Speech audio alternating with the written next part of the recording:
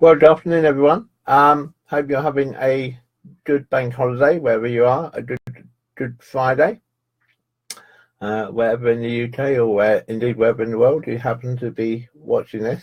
And just a very quick broadcast today to continue my series of daily broadcasts until May the 25th about GDPR and its implications.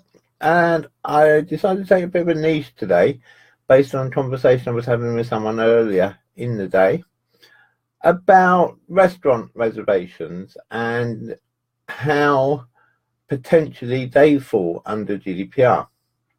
And particularly the restaurant proprietor was interested in the fact that he had an old paper diary, which he uses at the moment to write down people's names and telephone numbers. And so he knows who's coming for each meal and who to ring if they don't appear. And in the front of the diary, in the front back, in the sort of inside front cover, he stores the names and telephone numbers of all his regular customers. And so we were having a chat, and he said, did GDPR apply to his restaurant diary? Well, yes, it most definitely does. Does that mean he needs to go out and get consent from each person who's in his personal diary when they ring up to make a reservation?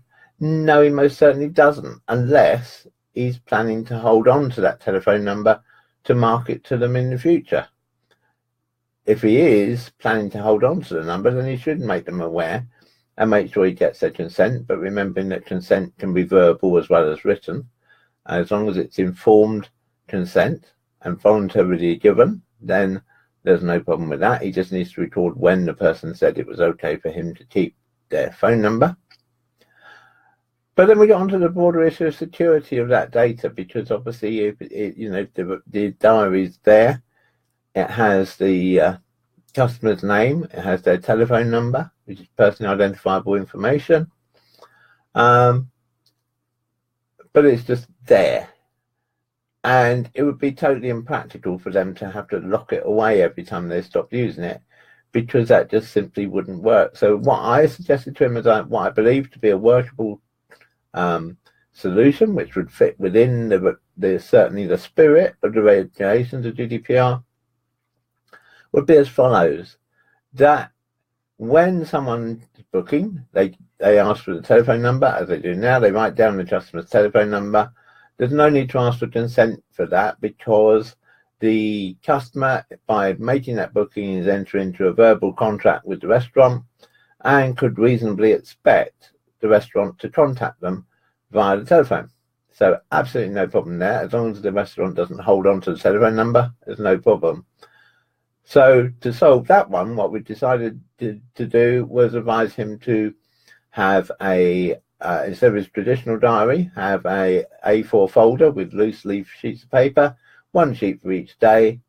As soon as that day's bookings are finished, remove that piece of paper from the folder, screw it up, preferably shred it, throw it away, and it's gone forever. No one needs to know. No problem with GDPR. As regards security, again, the Act says that you're expected to take reasonable care of someone's data. Now, that doesn't necessarily mean keeping it under Fort Knox levels of security, nor does it necessarily mean locking it away when it would be impractical to do so. So what I suggested to him was that he obtained a cabinet with a drawer. The drawer is facing into the bar, and whenever they've taken the booking, they remember to put the diary back into the drawer and shut it away. Doesn't need to be locked necessarily, but into the drawer so that it's away from prying eyes of anyone who just happens to be standing at the bar waiting for a drink. Of course, many restaurants these days have computerized systems or even online systems for booking, and they would fall under the normal GDPR regulations. So, you wouldn't need to do anything special with those, just having password access to them, which users would probably have anyway, or maybe via a swipe card or whatever, depending on the size of the restaurant, whether it's a big chain or a little one-man restaurant. But really not a problem there. It is more, as I say, that the fact that GDPR, as I implied in one of my talks a couple of days ago, applies just as much to paper documents handwritten paper documents even, as it does to the most sophisticated computer records. So anyway, that seems an appropriate thing to cover on a bank holiday. So I hope you all have a good Easter weekend. I will be back again tomorrow with another broadcast. You might notice that this picture is slightly different to the picture that we've had during the week. I've invested in a new camera, so you'll now see me in all the glory of HD. And hopefully that's improved the picture quality. And let me know. Leave me a comment. Leave me a comment either below or to the right. I always have trouble remembering left or right because I'm seeing it the other way around, of course. To the right. Or on LinkedIn, just leave a message for me underneath. I'd love to have some feedback on these videos. Do you find them useful?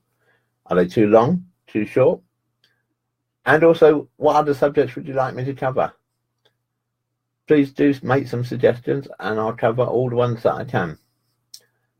Okay, so bye for now.